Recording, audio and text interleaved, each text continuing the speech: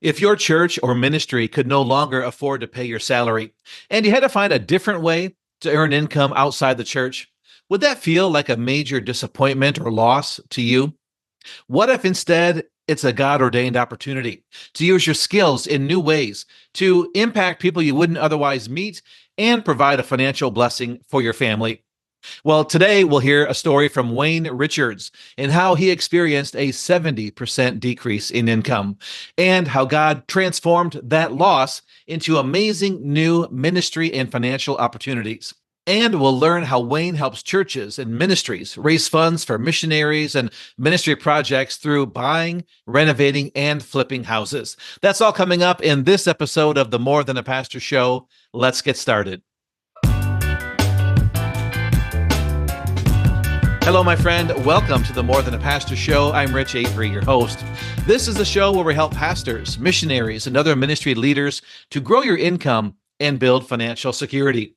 We'll help you take your skills, experiences, and ministry know-how and leverage them into sustainable income outside the church through a business or side hustle that's right for you, so you can serve God and provide for your family no matter what. Hey, thanks for joining me today. I really appreciate the time we can spend together. I hope you're doing well and enjoying a great season of life and ministry. Hey, if you're new to the show, you can learn more about me, get the show notes for today's episode, and download some free resources to help you grow your income and build financial security. It's all over on my website at morethanapastor.com/67 for episode 67. Have you ever felt like something's missing, but you're not quite sure what it is? Maybe it feels like something's missing in your life or in your career or in your spiritual journey, but you just can't put your finger on what it is or what to do about it. Well, a few days ago, my wife and I ordered a pizza, a Detroit style deep dish, ultimate supreme pizza, to be exact. It was going to be our dinner for pizza and movie night. And if you're not familiar, a Detroit style deep dish pizza has an iconic square shape to it. And so each piece has four corners.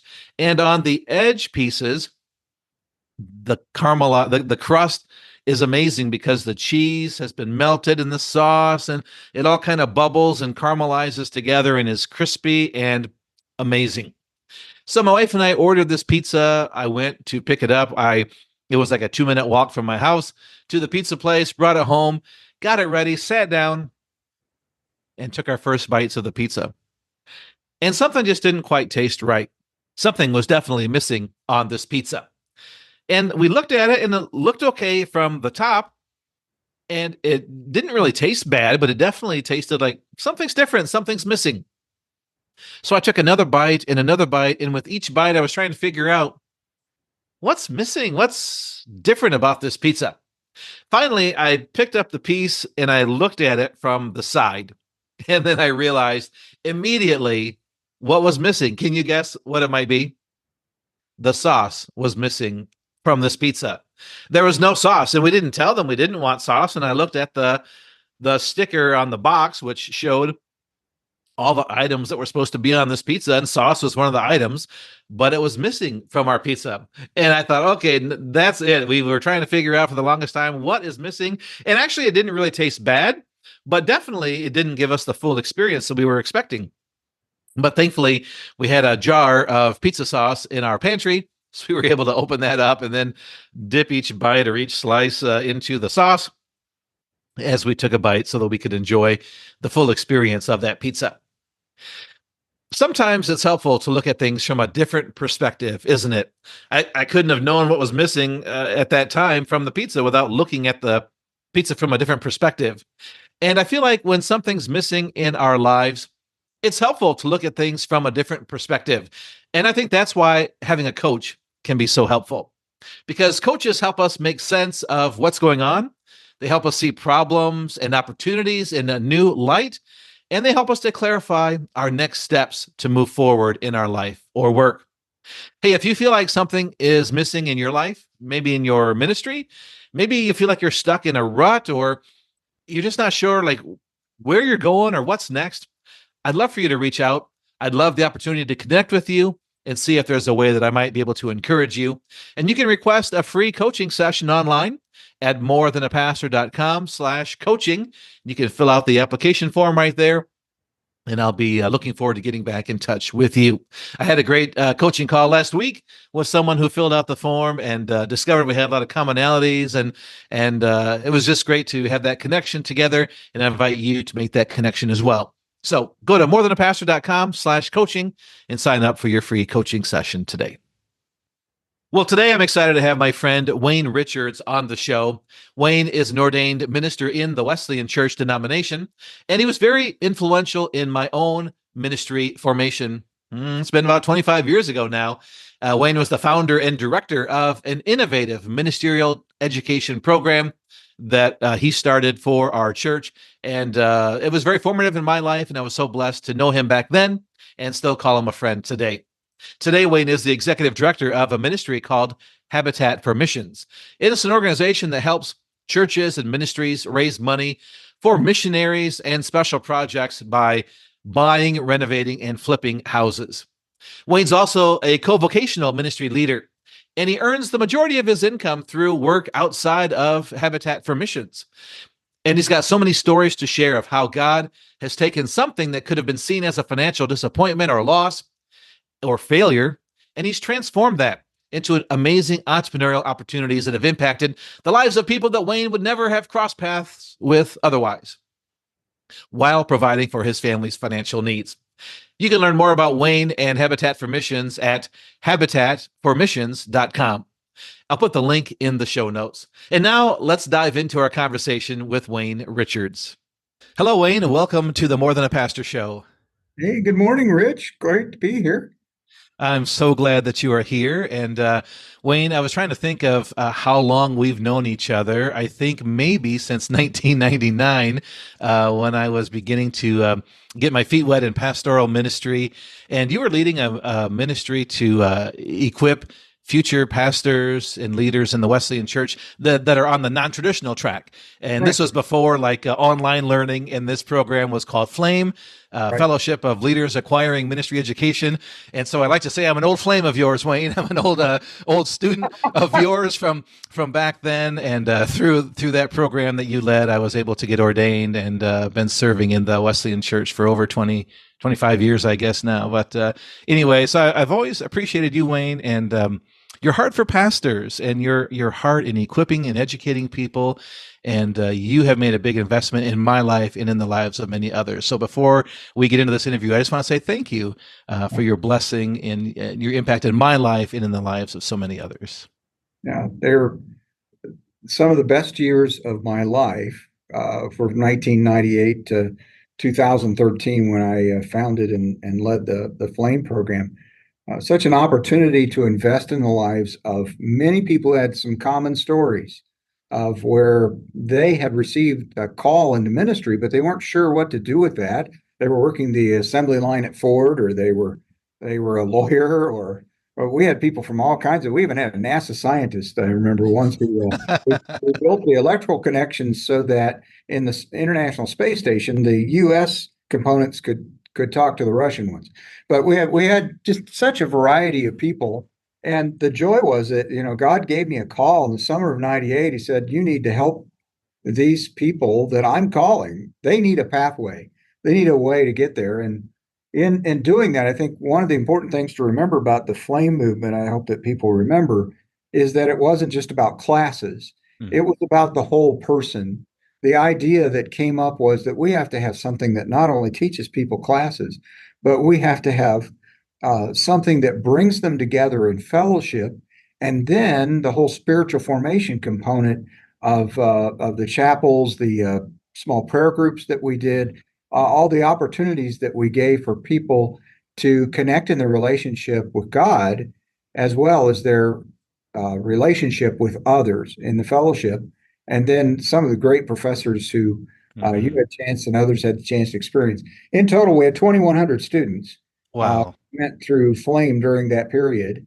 And of course, today we have online education that kind of dominates everything. And I understand that. Yeah. We wouldn't probably have prospered as much. But there was a period in time when God had all of these people being called, hundreds and hundreds, and they needed a pathway. And that's what Flame was. It was great to have you as a student. Of course, we have worked together on many other things as well since then. And I appreciate you, Rich. You've been a shining light in the ministry world. So thanks for being that. Oh, praise the Lord. Well, thank you. And yeah, as you were talking about Flame and all the different components, it was a highlight for me to go away for like a week at a time, a couple times a year, and take these classes. And like you said, to get to know the other people, to have fellowship. I think there's, like you said, there's a place for the online learning, but I just wonder if these in-person cohorts, if that's just going to come like back around again, because I think more people are hungering for the personal connection, those opportunities to rub shoulders, to have meals together, and to be sitting in a classroom with a professor, and not just do it online, but to be in person. And I don't know. I feel like maybe the younger generation is going to hunger for that more, and maybe churches in the U.S. are going to be more educating future pastors through these non-traditional means versus sending people away to a seminary. So I don't know if you have any thoughts on or Well, opinions on I that. think there can always be, we've seen in our society how fashions, how this, that, and the other have a way of boomeranging. Hmm. They come back around and suddenly are prominent in our culture. Certainly, I have contacts almost weekly with people who are a part of Flame, who are pastoring churches somewhere in the United States, who say, "Hey, I have a woman or a man in my church who is sensing this call. And I remember what we did in Flame. What could we do?" And Hmm. it, it's difficult at the moment because we don't have something like that. But that could come back around.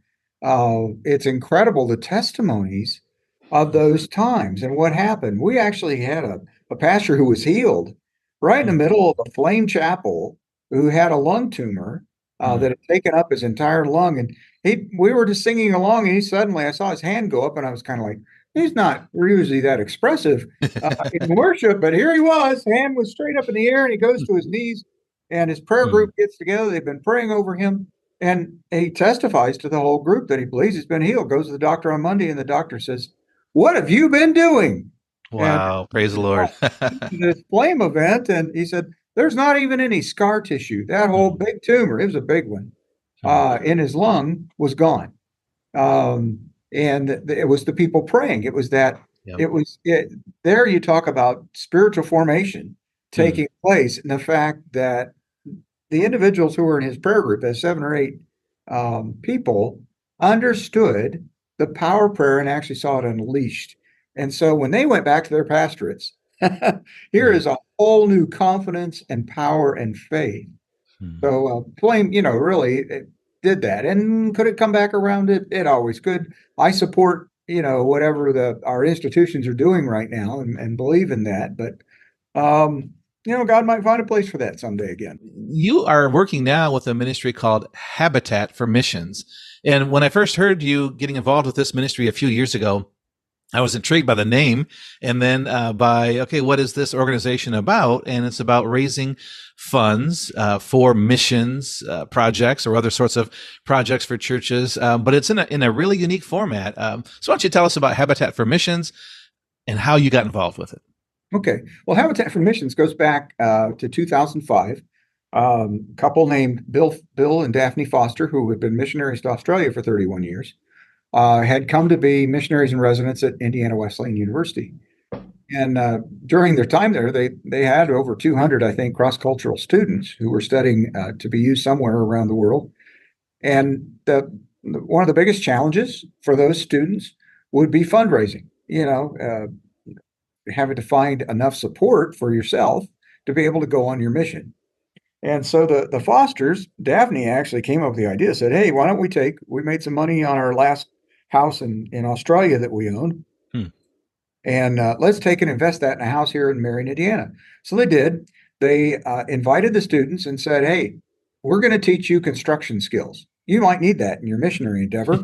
So they brought them over. They they worked on the house and reconstructed it. And according to how many hours they each spent on the project, when the project was sold, the net profit was divided up among those students. What a great idea. Yeah, I mean, isn't that fantastic? Hmm. Now, that in itself is a good idea. Use it on a college campus, help introduce. In fact, Josh Bolin went to New Zealand Hmm. for several years as a missionary, and I think like a third of his support came from those days of flipping houses in Marion, which is Hmm. a great idea. But what's happened since then has been a great expansion. God has just really opened up. It is a learning process for me, Rich. I started 7 years ago as the director of operations of Habitat for Missions. And now for the last 2.5 years, I served as the CEO. Um, it's incredible to see what God has opened up for us. A simple idea of raising new resources for missionaries, for ministries, for church plants, all kinds of things that God has suddenly seemed to drop in our lap as we travel Hmm. around the country. Uh, we've had to move our focus a little bit wider and say, "Wow, we're here basically at this time to, I think, respond to big God-sized dreams." Hmm. I know churches and pastors dream God-sized dreams because the Holy Spirit puts that in their head, That's right. and into their heart. And so you get, let me just give you an example of something that we're doing that kind of describes what we do as a ministry. Um, we were at a district conference down in Kentucky, and a woman came to Bill Foster and said to him, I've had a dream and a vision for the country of Uganda for years.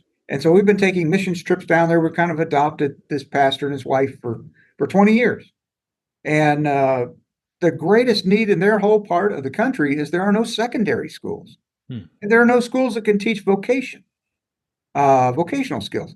So is there any way you can help us? And it was like, okay, God, you're expanding us a little further. And so we found an old mansion in Georgetown, Kentucky. They brought over the volunteers. They recruited their neighborhoods. Hmm. We had people there that had no connection to Focus on Uganda or Focus Wesleyan Church. A little church of about 50 people in Georgetown. But this Wow. dream, here's this little church. I've been down there and visited, been to worship there a couple times. They just believed in what God was feeding them as a God-sized dream, much Hmm. bigger than them. There's no way they could do it. But God brought us into the situation. We bought the house. We paid for the materials. We get that through interest-free loans that we get from people who believe in missions and doing that Mhm. type of thing. They'll give us a loan for a year. Um, and when we completed that mansion, it was an old beat up mansion. It was it's like 3 stories tall near downtown Georgetown. Oh my goodness. When it was done, it was beautiful. Mm. And the thing sold, and we made $100,000 net profit out of it. That's And amazing. and so they were like, wow, this will get us started. We'll buy the land for that new school and we'll kind of think about how doing it. And less than a year later, she shows up again, bless her heart, and says, Another hey, God-sized dream. yeah, God's shown us this house. This woman wants to sell us in Mm. Lexington, Kentucky. Can we take on another project? And I was Mm. like, sure, let's go. And so we took on that one and made 100,000 out of that one, Rich. Praise the And Lord. so at the end of Wow. this, we get $200,000. And so I have pictures of the new school. It's a Mm. residential school. It'll take kids from 50 miles around Mm. there, and they're going to have a vocational staff, training staff in place. So it transforms that community. Now that's how you know it's a God-sized dream because the end result is it transforms people's lives. Mm. And so here you have a little church, but a huge vision that God's giving them. And we happen to be the conduit. Mm. Habitat for Missions is the conduit. We raise the money to buy houses, to pay for construction materials. And then at the end, we give 90%. That's very rare in the nonprofit world to find an organization that gives 90% away. So Mm. 90% of profit goes, we only keep 10% for ourselves. So that's an example of what we do. But Rich, God's given us so many wider things. Mm. That's Lately. amazing. Yeah, just a couple of weeks ago, we took and moved a historic house, South Bend, Indiana. Newt Rockney was a championship coach of the Mhm. Notre Dame football team back in the 1920s and 30s, won 3 national titles. He lived in this house, he and his Oh my family, goodness. a decade, and development was coming along that part of the end of the Notre Dame campus, and they were going to take this house down and put it in the landfill. Mm. And we talked to the developer, and he donated it to us. So we put it up on wheels just a couple of weeks ago, ran it 7 blocks down the street onto a lot that we prepared. We've got it on there. We have students coming over from a Christian school and their parents and Mm, other people that know that school who have trade talents. And they're going to come and we're going to fix that up. And when we get done selling it, we're going to give 90% of the profit away to that Christian school for them to have their first ever gymnasium. They've never had one, fantastic. 250 students. So, Mm. you know, so house moving. And then we, we had a board member of Habitat for Missions who came to us and he said that God had given him a God-sized vision. He resisted it because God wanted him to go to a city auction for there were 1,000 lots they were auctioning off in the west side of South Bend. Uh, Wow. the mayor there a few years ago took down 1,000 houses Mm. that were decrepit and whatever, and so that side of the city needs a revival. Hmm. What it needs, I mean, so the city's pouring in $30 million to build a big 2 block long community center. And then General Motors is coming along and building a $3 billion electric battery plant. Hmm. So, there's a chance for revival, but you got all these dead lots and very few houses. And our Yeah. board member said God told him to go to the auction. And at the auction, he said, he was like, I don't know why I'm here. I work on the Notre Dame side of the city. I make great money over there. Why would God drag me over here, in Mm. the tough part of town? And he finished the auction. He bought 200 lots. 200 lots, Rich. Mm. But God gave him favor. He only had to pay $36,000 for 200 lots. Can you believe So it? Oh, he came to us and we started talking and we said, this side of the city needs revival. What wow. could we do? Well, he said the big thing is there's no affordable housing in South Bend. So we said, let's build an affordable house. So the Mm. city gave us free plans, architectural plans. Steve donated 2 lots to us from that auction, and now we're building a house. We've never built a house before. Okay, So, sure. so we're building a house there on the west side of South Bend to be part of the revival. And when we sell it, it's going to sell for 199,000, brand new house. So it'll Mm. be affordable housing, Yeah. which will help some family right over there. And the profit from this is going to help missionary Brian Cushman from World Gospel Mission, Hmm. who is setting up flame-like education in 13 countries Hmm. in Spanish for people who are, preparing for the ministry but can't afford to go to college. And he's setting that up. Well, we're going to make, who knows, 30 or $40,000 out of that house, and that'll Mm. pay for him for a couple more years to have the opportunity to minister in that type of ministry. So you see, there we're Mm. rehabbing houses, we're moving houses, we're building new houses. Mm. This is all part of the new things that are coming. So far, Rich, in our be 20 years next year. In those years of existence, we've given away $1.4 million in new resources to missionaries, to build a school in Uganda. We built a house to rescue sex trafficked girls in India, an Mm. entire complex there by partnering with a West Michigan firm called Initech out of Zealand, Okay. who came over and did 2 houses with us. And as Mm. a result, we were able to help build a campus in Surigili, I think it's called, India, Mm. and making a huge difference for 60 girls that were going to be sex trafficked who were ages 7 to Wow. 14. But that, it just one as another. It's a God-sized dream that this company had, Inno Group over there in Zealand, Mm. and we got together. We had the resources to be able to help buy the houses. We did one in West Olive, and then did one in Grand Rapids that was donated to us. We had Mm. a family Awesome. that believed in doing more in missions, and so they actually donated a rental house to us in Grand Rapids. And we were able to take that, flip it, and use it for that cause. So yeah, we're all around the world, and then we're here in the United States. I mean, we have under contract right now a house in Cincinnati, Ohio. It'll Mm. close in another week or two.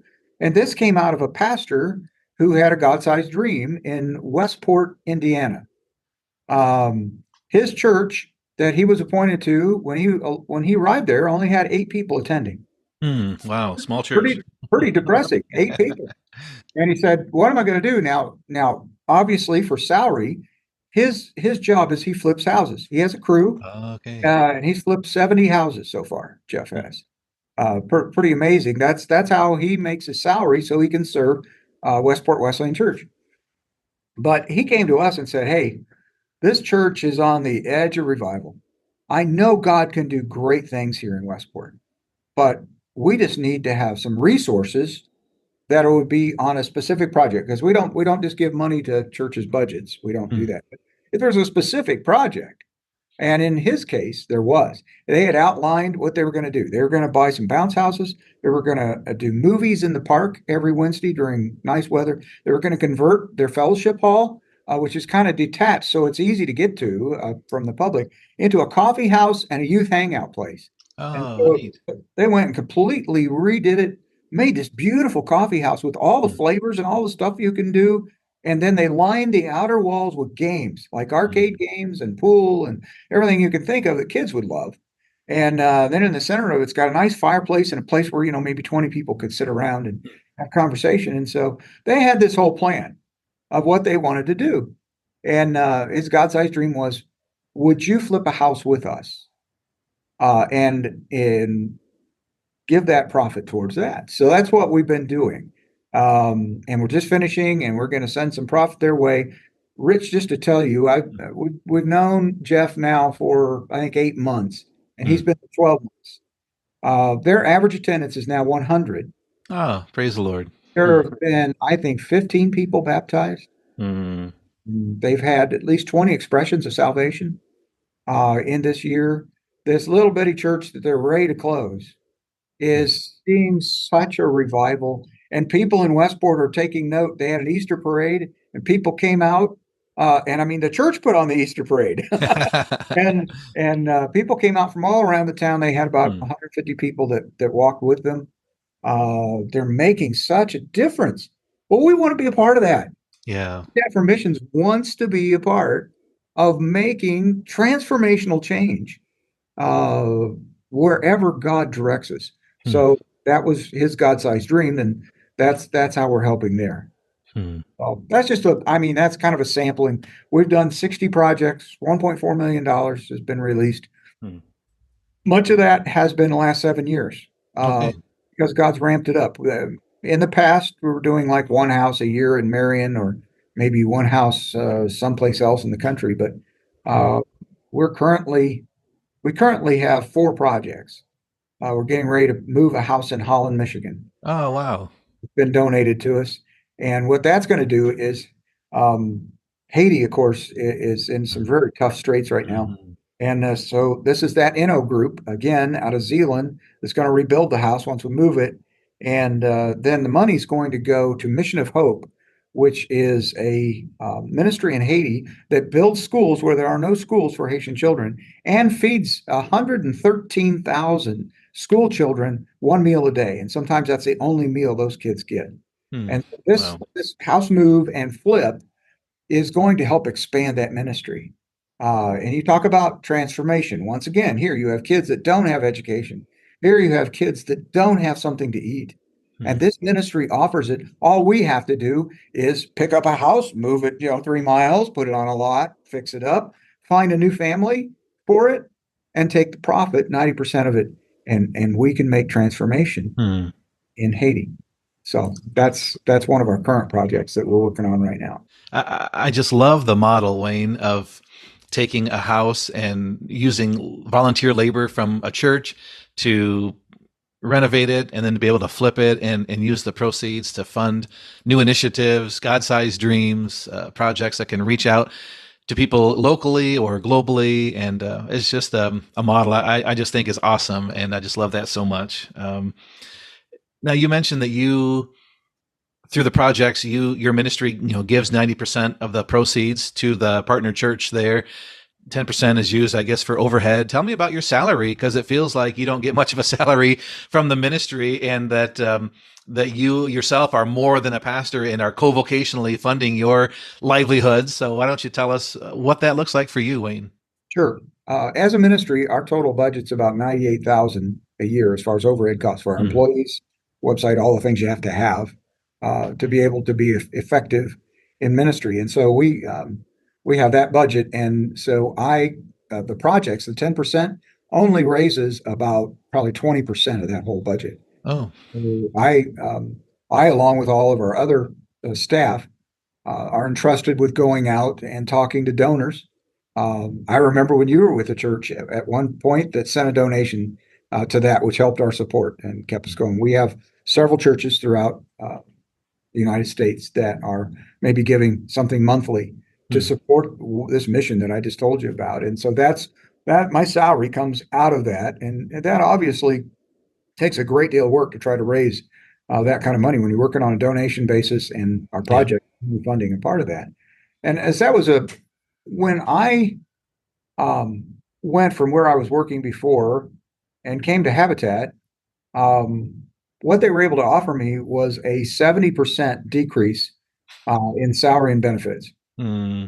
So that's huge. That's huge. So from your Your denominational family, role right? down to Habitat for Missions, 70,000% or 70% decrease in your income. Yeah. Right. And my Yeah. wife is legally blind, so Mm. she only receives a very small disability check. Okay. So we don't have the opportunity to generate other income. Hmm.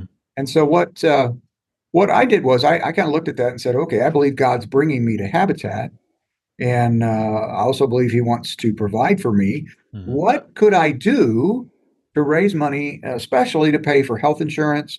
There's no pension, no health insurance, no benefits outside of just a small base salary. And so I began looking at the gig world Hmm. and saying, what is there out there? At first, the thought wasn't ministry. At first, it was, oh, how can I raise some money? So I applied to Uber and I applied to Lyft, and I went through their process, and I started out, doing that, and um, it wasn't long before I began to realize that God not only was providing for me financially, Hmm. helping me to make up for that gap I had, but man, was He opening a huge ministry area. Hmm. That's I awesome. had no idea. I still remember. I'm sitting here thinking about, gosh, this has been this was 6 years ago, 5 or 6 years ago. We had a massive snowstorm here in Indianapolis. I didn't know we were going to get it on a spring day, and I was out Ubering with my minivan. And I remember I got called to the Kroger store, and here was this lady. I could tell she was disabled somehow. And she was facing challenges, and she Hmm. was trying to push her cart from Kroger. And of course, we had a foot of snow on the ground, and she's trying to push it out there. And she's the person I'm supposed to take on my Uber. So I go Hmm. over and I grab her groceries, and I'm putting them in the back of the van and helping her get inside. She has a hard time communicating. Hmm. Um, and I remember I took the van, but I'm talking kind of to her, since she can't talk much back, and just trying to encourage her that we're going to take care of her. This was that that God put us together. There's a reason why Hmm. I'm taking you. And then I find out what it really was. I get to the end, and at her apartment complex, there was no road you could get to her door. You had to walk quarter mile. Oh my goodness. I grabbed as many of her groceries as I could, and I trudged through the foot of Hmm. snow to her apartment. And once we got everything transferred, she seemed so grateful. She couldn't say much. But as I trudged back to my van, I went, wow, God, not only did I get paid for doing that, but I had an opportunity to give a cup of cold water Hmm. in Jesus' name here too. Hmm. That was incredible. And then it just kept enlarging. There was a night when I was tired and I was Ubering, and I'd already worked all day with HFM, and here I was Hmm. Ubering at night. And in downtown Indianapolis, there are ramps to the interstate in several places, and I was ready to hit one of them. And I said, "Man, I got to go do this." And I felt the presence, the Holy Spirit that said, more, one more." Hmm. And I'm Wow. like, no, come on. I'm tired. I want to get on the ramps. I want to go Hmm. home. One more. Hmm. Okay, God. So I get a call from this neighborhood, and this lady comes out, gets in the van, and we start conversation. I find out she's one of the top lawyers in the city of Indianapolis whose whole focus is taking criminals, white collar criminals, and getting their sentences completely thrown out. Hmm. As she said, I'm here to get those people off. Hmm. Through the next 30 minutes, as I took her to meet some friends, we had this incredible conversation where she asked what I did, and I told her, and I said, "So how do you live with yourself?" I mean, you know, but I probably said it kinder than that. Okay, Rich. But I said, "So how do you live with yourself? How do you balance life?" That's what I came down to because I told her how I balance life. That's what she Wow. wanted to do. That's And I said, powerful. "How do you balance life?" I, I can't tell you the whole conversation. This part of it's Yep. confidential, obviously, Yep. but I turned around. She's in the second seat, and she reached up and grabbed my hand, and she was crying. She was just bawling. And I Mm. said, "Can I pray with you?" She said, "Please, would you pray for me?"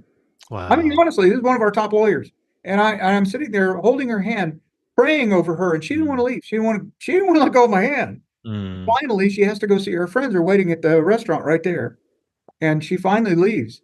But it was an opportunity to be the hands and feet of Jesus while making a living Yeah.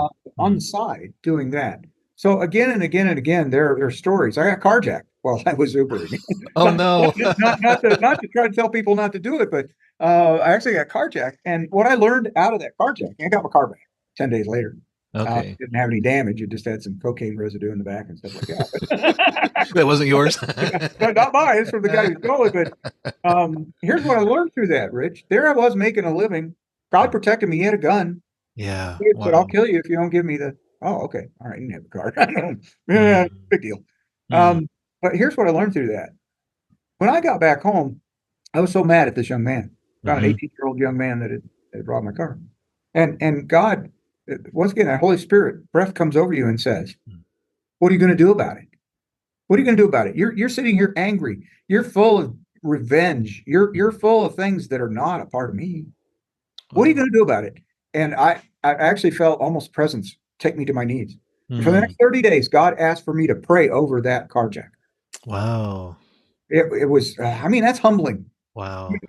You just want to take this guy's head off. You took my car. Well, you put me in all this heap of trouble, that I'm going to have to deal with everybody and all this and Mm. lack of transportation and all that. God said, "No, pray for him. Mm. You understand his soul means as much to me as yours does." Yeah. Whoa, whoa, whoa, whoa. So, That messes us up, doesn't it? and it messes us up. And time and time again, God would have me run into people. I had so many different stories. I could tell you hundreds of stories Mm. from those 5 years in Uber and Lyft. But God it was always faithful to take care of my financial needs, but Mm. He challenged me Yep. to rise up to the spiritual need that was in my vehicle because it Mm. kept happening. Rise up to that spiritual need. Don't ignore it. Don't just go, I mean, Uber drivers basically just drive people around. Yep. And there isn't much concern for the customer, except you're paying my way. But he constantly kept saying, "Rise up." There would be some clue. There was such conversations. Mm. I remember taking a grandmother on Easter Sunday. I decided, oh, okay, we had a great time in church today. This was awesome. But this afternoon, there'll be people that'll need to go someplace. So I decided I'd go out. I ended up with a grandmother who had no transportation, had her 5-year-old grandson with her. Mm. And he and I just got along so well. And I took her like to 4 or 5 stops. She got her groceries for the week, the whole thing. And at the end, I said, "I really pray you have a blessed week. Thanks for being so faithful to raising this grandson Mm. who didn't have anyone else." And she said, "You don't understand what a blessing you were to me today." Mm. You go, "Oh, wow." So that's what God's called me to do, is to Yeah. be a blessing, but to do it through side work. God offered other opportunities, Rich, throughout these 7.5 years as CEO, to raise support for myself. And so I did Amazon for several years, for Mm. almost 6 years. We have a we have a warehouse right down here. In fact, where I'm sitting right now is at Harvest Church, and we're just 1 mile from the big Amazon warehouse where I used to work out of. I take Okay. you take your vehicles, thing called Amazon Flex. You can find the website for it. Yeah. I've Use done it. that myself too, Have you along done with it? Ubering. Yeah. Yeah. So I've had some great conversations with people in their driveway, or I've had some emergency situations where I help someone Mm. along the way when I was delivering Amazon packages. Uh, Wow. I did a thing called VHO where you deliver those home fresh, the meals that are frozen in the big box that people Okay. Yep. eat for the whole week. There's like 10 brands of those, and I delivered those, and I found some interesting conversations as I deliver those as well. Um, I even did ship for a while where I did groceries, and those were fascinating. Yep. Some of those contracts were the pharmacies because Shipped also does you deliver prescriptions. Yes. You deliver prescriptions, and those are the people, some of the most lonely Mhm. people You're right. sometimes, who you try to bring Jesus' sunshine into Mhm. their house, and by delivering their prescription. And there were some joyful ministry moments there while I was getting paid. Uh, Mhm. to do that. So those are some of the ways that I was able to pay for health insurance and pay for pension and make a difference along the way. And then I still obviously have to do a lot of marketing and fundraising to try to raise Mm. our budget. Wow. I just love your faithfulness in looking for opportunities. That question you asked yourself was, like, okay, well, I believe God's called me to this ministry. I believe He's going to provide. Now, what's my part in that? What can I do? And you were faithful to just put yourself out there, and how God's been faithful to provide for your needs financially, but also give you all these ministry opportunities that you wouldn't have had otherwise if you were sitting in a Wesleyan headquarters office, or a pastor in a church who's sitting in their office preparing the sermon, or there's people that won't come through the doors of our church, and Great. but when we have a gig or some other opportunity that takes us outside of the walls, opportunities just come to us, and sometimes we get paid for those opportunities in unique ways. And so I just love that, Wayne. I love your faithfulness to that, and all the ways God has touched and blessed you. And I've just been blessed, your responsiveness to the Holy Spirit when He says, just one more ride, or pray for this person who just stole your car. uh, that's that's some God-sized obedience, and so I really am blessed by that, and I know our listeners are as well. So God's been faithful. Absolutely.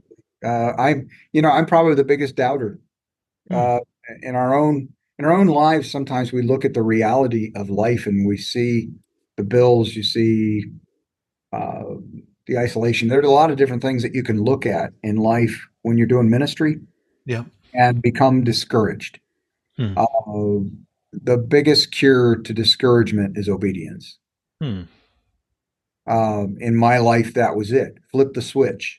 Say, yes, Lord, I will go do this, though it's intimidating, though it uses, resources out of, gas in my car and all stuff Mhm. like that. But the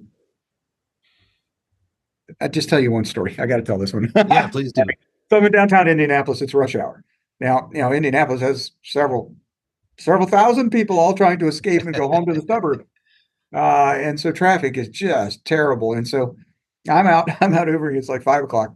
And so I got to go to the bathroom. So where am I going to go?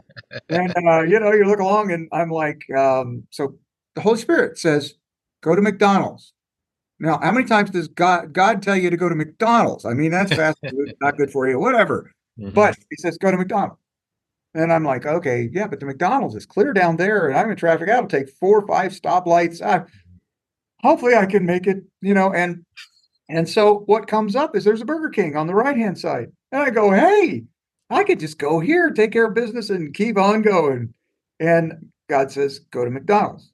I said, no, my body tells me go to Burger King.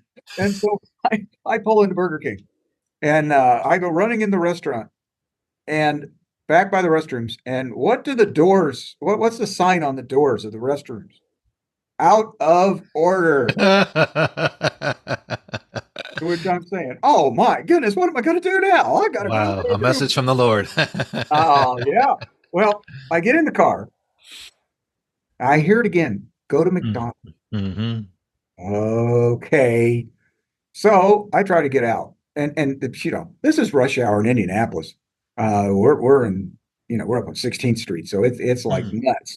And so I pull to the edge of the parking lot and it's too wide, coming there. And I look and the line's clear down for a mile.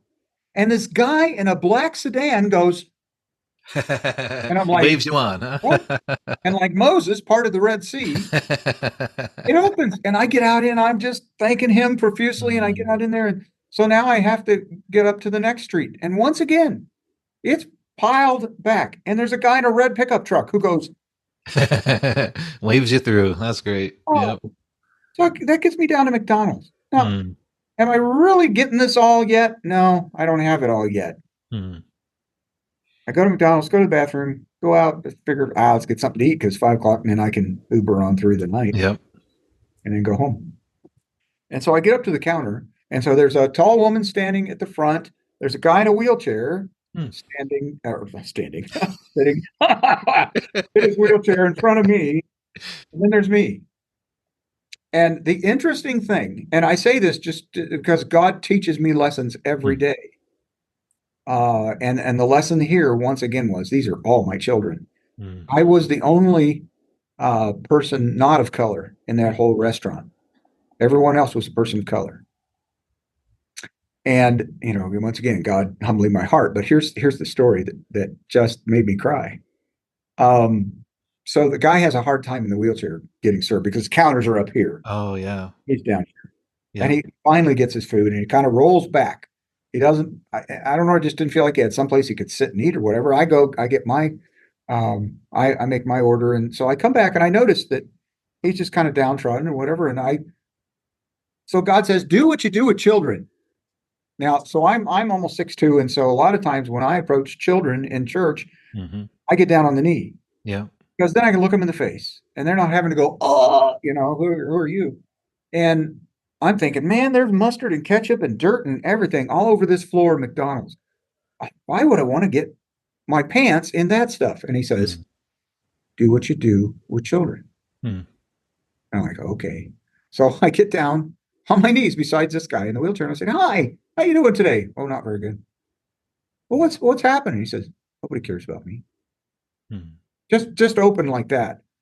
And we spent probably 5 minutes, me on my knees, him looking me in the face, and me saying, you're a child, you're a child of the Creator. Do you know that He loves you? Anyway, I go through this thing of helping him know who he really is for about 5 minutes. Now I don't know that changed his life forever. I'm not going to say that, but what I'm going to Mm-hmm. say is, at the end, he started fist bumping me. Mm. He just wouldn't stop. He just said, you're so wonderful. Thank Mm. you. Thank you. Thank you. Well, anyway, I I'm like, okay, I gotta take my food and go. But God bless you. You are loved. You are a person of worth. Mm. And so I get up to leave and I glance to the right, all these people in this restaurant, Yep. and I see them all go Mm. like that. And I'm going, oh my. Wow. They're all shaking your heads in affirmation. Their heads in affirmation. You're saying you took care of one of our brothers. Mm. And I'm so I walk, Rich, I walk out of that restaurant, out of McDonald's. I don't know. Have you ever experienced that you were inside a building and you didn't know it was raining, Mm. and you walk outside and the mist and the rain are so heavy they come right Oh. down across your face? Yep. It was like as I walked out of that McDonald's. Mm. It was like God saying, "That is my son back there, Mm. whom I really love." And I just started crying. Mm. I just lost it. Mm. But I realized that I had almost exchanged Burger King for McDonald's. Or to put it in spiritual sense, I had almost compromised Mm. on not doing God's plan and fulfilling God's mission for that moment. Mm. And I went back and Ubered. The rest of the night was a blur because God had said, I want you to go to McDonald's. Don't compromise at Burger King. Not that there's anything wrong with Burger King inherently. Whoppers are fine. But the idea was that's not where your mission is tonight while you're Ubering. Your Mhm. light is to a man in a wheelchair who's struggling with his self-worth and believing that he's not loved. Mm. He is loved. Wow. You need to go show that love. Yeah. So, yeah. That's so powerful. So you're a man on a mission, not just in Habitat for Missions, but you are co-vocational. You're a man on a mission in other gigs or side jobs or whatever else you do to provide funding. You're Right. on mission regardless of where you go and what you do. And God uses you. He provides for your needs, and He uses you to be a blessing for other people in so many interesting ways. One of the things that I've used lately, I've had the opportunity to preach here at Harvest. I was the interim pastor for a few months, Mm. and in one of those messages, drawing from my uh, co-vocational world, one of the examples I showed on the screen was most American cars have this shark fin on the back of them. Hmm. I don't know if you've seen it or not, but especially on I know my Honda had that. And inside of that are all these antennas. Everything that the car is supposed to receive from satellites, from Yeah. over-the-air radio, all that comes into that, underneath that shark fin. They Mhm. put the shark fin to make it look good and aerodynamic and all that, and it's save that equipment underneath there. Um, God's helped me understand in doing these or being involved in these ministry opportunities that also help support me that I need to start believing in shark fin theology. And I said, what is shark fin theology, God? Hmm. And he said, you know how I've set you in front of the Meyer store. And he did. A few years ago, he set me in front of the Meyer grocery store here. Wow. Yeah. And he said, who is it in here that needs my love today Hmm. that you can show? And Hmm. that started a whole new ministry for me 3 years ago, where I now know like 25 of these Meyer employees. I visit them, Yeah. I see them, I encourage them, I tell them they're doing a great job. And now when I walk in the door, they almost run over me. It's like, Yep. okay, it's not about me, but it's about God. But what's Mhm. shark fin theology? And I explain it like this. It's like most people run through life with no antennas. Hmm. We simply are trying to get through. We want to get our shopping done. We want to get done with work. We want to go sit in the recliner. We want to watch the movie. We want to get to something that's more pleasurable than what all the rest of life is about. And so we run along without antennas. Hmm. Now, what changes life is in shark fin theology, we have these antennas that are listening for God all day, Hmm. saying, okay, God, what whatever you may have, whatever person you may have, whatever need you may have, I'm here. Hmm. If you want to use me today, great. If you don't, that's fine. But I have my antennas up and I am looking. My eyes are open to see people that you are pointing out to me that need Hmm. us today. You're Hmm. showing me the situations in life that I need to be open to. Hmm. I get that from there's a scripture passage in Acts chapter 3 where Peter and John, it says, are going about doing what they did every day. Okay, so it's like us going to work, going to the grocery store, going to the gas station, going to fast food, wherever we're going. It says Hmm. Peter and John were doing what they normally do. About 3 o'clock in the afternoon, they were taking a walk. They were going down to the temple. And here was this guy Hmm. who had a need. And they could have just passed him by. It didn't matter. But Peter said, silver and gold we don't have. But, look at us. What we have is Jesus. Hmm. And man went walking and leaping and praising God. Why? Because they had the shark fins up. while they were simply taking a stroll, which was Yep. something they did every day down to the temple. Hmm. Anyway, that's shark fin theology. That's awesome. Thank you, Wayne, for sharing that. That is a great reminder for us to have our antenna up and our ears open, our eyes open to opportunities wherever we may go, and whether it's where we're shopping or like just going and running errands, or if it's a gig where we're earning money doing something, that the opportunities are all around us. And yeah, that's great. That's a powerful reminder. uh, I've so been blessed, and I think our listeners have been as well, with our time today and all the things that you've shared, Wayne.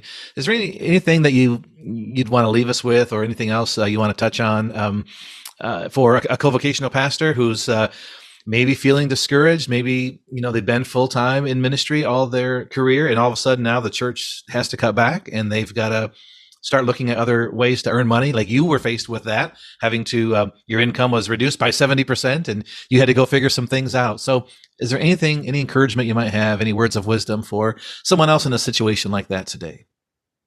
I would say don't focus on the obstacle. The obstacle is that you may feel like you're lesser of a person because you now can't provide through your calling.